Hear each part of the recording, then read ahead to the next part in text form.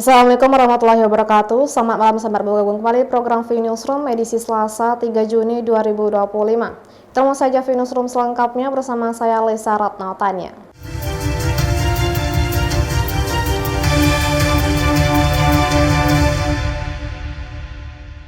Pembangunan flyover di Simpang Melayu Kota Piring kilometer 7 Tanjung Pinang yang rencana akan dikerjakan pada 2026 mendatang belum dapat terrealisasikan. Flyover Simpang Melayu Kota Piring rencananya akan dibangun pada 2026 mendatang.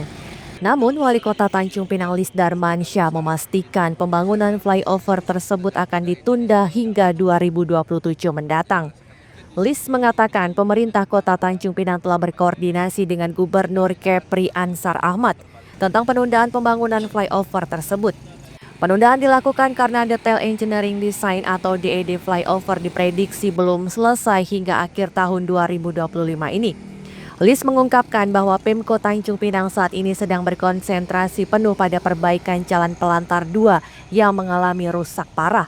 Selain itu, Pemko juga berupaya memperbaiki akses kendaraan menuju Pasar Encik Puan Perak dengan tujuan meningkatkan aktivitas ekonomi di kawasan tersebut. Flyover di Kota Piring itu mungkin tidak jadi bisa dilaksanakan tahun ini, mungkin tahun depan. Kenapa? Pertama, satu, DED-nya belum selesai sampai akhir tahun. Kemarin saya sudah koordinasi dengan Pak Gubernur. Pak Gubernur bersepakat bahwa kita mulai tahun depan.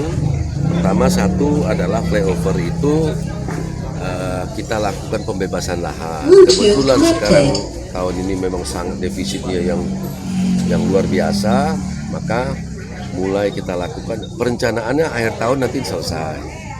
Awal tahun depan kita harapkan di triwulan pertama kita bisa lakukan pembebasan, sehingga pembangunannya insya Allah mungkin kita mulai di tahun 2026. Nah, kita bebaskan lahannya dulu.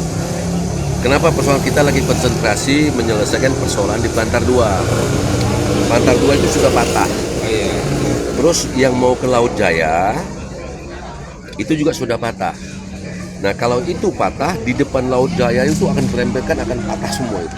Diketahui Pemprov Kepri akan mengalokasikan sebesar 120 miliar rupiah dari dana anggaran pendapatan dan belanja daerah atau APBD untuk pembangunan flyover tersebut. Sedangkan Pemkot Tanjung Pinang telah menyiapkan anggaran sebesar lebih dari 20 miliar rupiah untuk pembebasan lahannya. Lucia Retnosari dari Tanjung Pinang melaporkan. Satres Narkoba Polres Bintan mengamankan seorang pria yang diduga memiliki narkotika jenis sabu mencapai 1 kg di Kampung Mentigi, Kecamatan Bintan Utara. Satuan Reserse Narkoba Polres Bintan membekuk seorang pria berinisial R 35 tahun yang diduga memiliki narkoba jenis sabu di Kampung Mentigi, Kecamatan Bintan Utara, Kabupaten Bintan. Kasihumas Polres Bintan AKP Prasojo membenarkan penangkapan pelaku R tersebut. Adapun barang bukti yang diamankan dari tersangka adalah diduga narkotika jenis sabu mencapai 1 kg. Sebelumnya, Satres Narkoba mendapati laporan dari masyarakat tentang seorang pria yang diduga memiliki narkoba. Atas laporan tersebut, tim Satres Narkoba melakukan penyelidikan hingga berhasil meringkus tersangka R di kediamannya pada Minggu 25 Mei 2025 lalu. Orang yang berinisial R di wilayah Tanjung Uban yang diduga membawa sabu paket besar dan sekarang diamankan di Polres Bintan. Untuk beratnya sendiri berapa Pak kira-kira? Untuk beratnya sekarang lebih kurang paket besar itu masih menunggu proses untuk hasil lab dari narkoba sendiri. Saat ini diperkirakan memang hampir 1 kilo. Saat ini pelaku berada di Mapolres Bintan guna menjalani proses hukum lebih lanjut, sementara barang bukti diduga narkotika jenis sabu sedang dalam proses uji laboratorium. Misbah Sabilal Arsi dari Bintan melaporkan.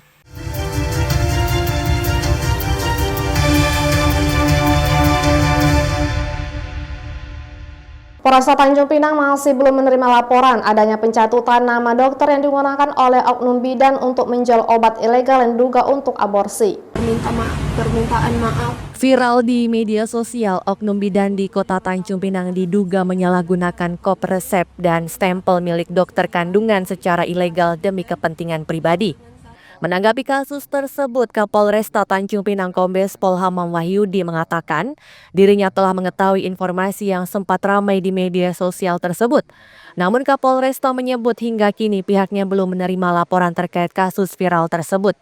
Kombes Pol Hamam mengungkapkan bahwa pengawasan obat yang diduga sebagai obat aborsi berada di Lokapom Tanjung Pinang.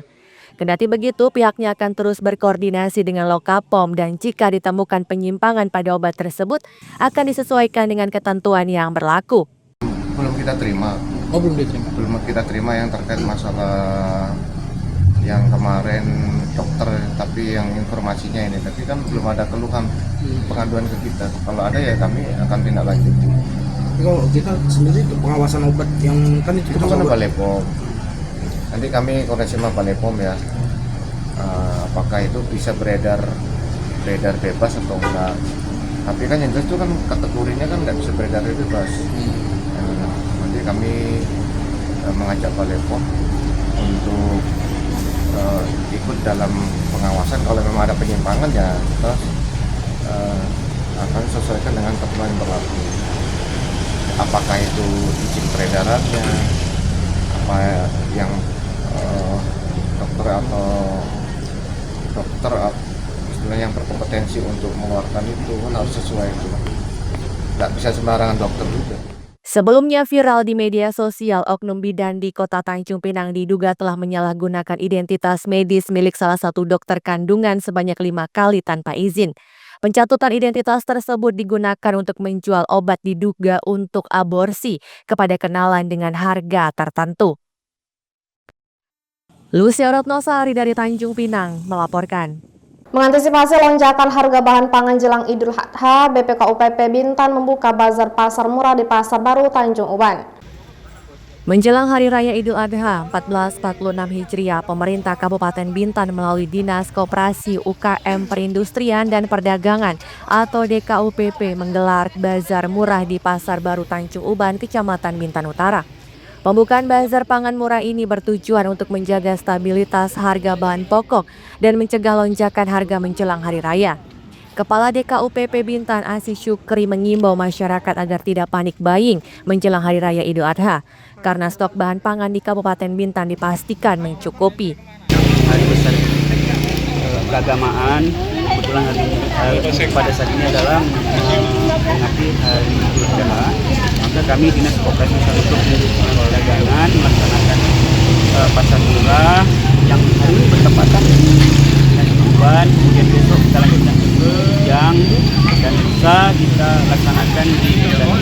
Tentunya kegiatan pasar murah ini harapan kami supaya juga masyarakat kita terbantu, meringankan beban masyarakat serta tidak ada terjadinya panik buying. Tentunya inflasi di wilayah Kabupaten Bintan terjaga dengan baik.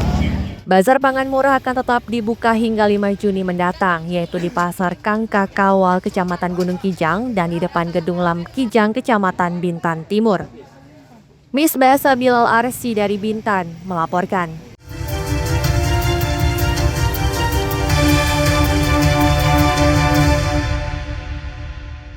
100 hari kepemimpinan Gubernur Kepulauan Riau Ansar Ahmad dan Wakil Gubernur Nyanyang Haris Pratamura fokus melanjutkan program yang telah berjalan pada periode pertama Ansar menjabat Gubernur Kepri. Sejak dilantik pada 20 Februari 2025 lalu, Gubernur Provinsi Kepulauan Riau Ansar Ahmad fokus menjalankan program yang sudah berjalan, yakni program lama pada periode pertamanya menjabat sebagai gubernur.